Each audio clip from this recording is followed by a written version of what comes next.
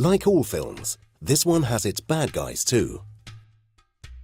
Let us introduce them. PCBs.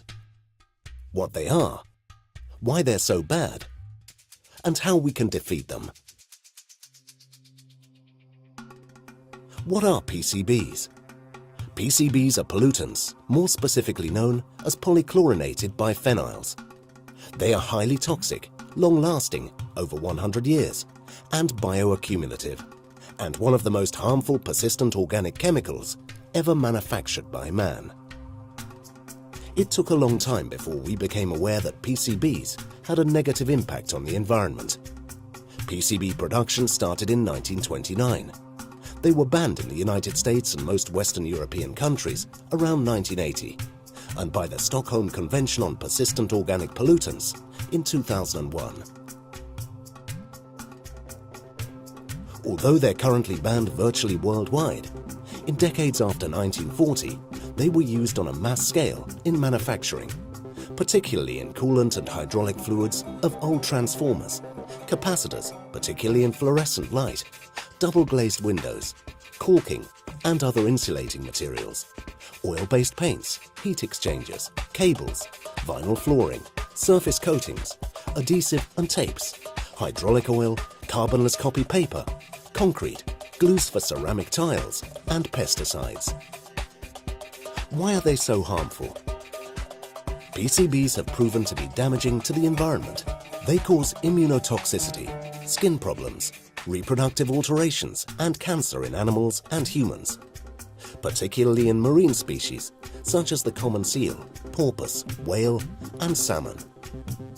PCBs are bioaccumulative. Bioaccumulative means that PCBs are passed on to other animals through the food chain until they reach human beings. They are also transmitted through pregnancy and breastfeeding. They can cause cancer and many chronic diseases, specifically due to their influence on the nervous, immune, endocrine, and reproductive systems. PCB degradation is very slow and difficult.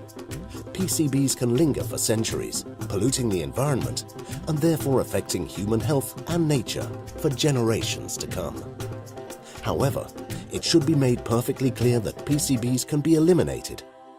This challenge is in our hands. What can we do? We must work together. Together, we can succeed.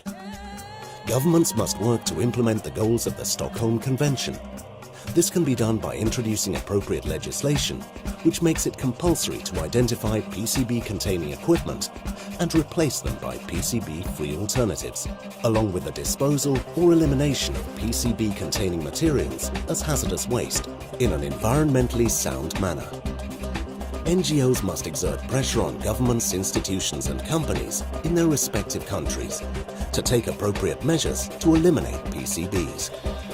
Industry and scientific institutions should work together towards eliminating stockpiles. There are probably several thousand tons of PCB-containing equipment in countries around the Mediterranean. This equipment must be identified, dismounted, handled as hazardous waste, and delivered to appropriate destructing facilities. And it should be replaced with PCB-free alternatives.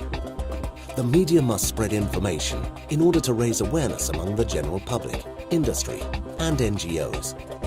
Eliminating PCBs is possible. If we fail to do this, more PCBs will leak out into the environment or end up in landfills where they might burn and create dioxins that are even more toxic than PCBs. In such a case, we'll end up with PCB-contaminated food. Whether this film has a happy ending or not is in our hands. We have to be the good guys.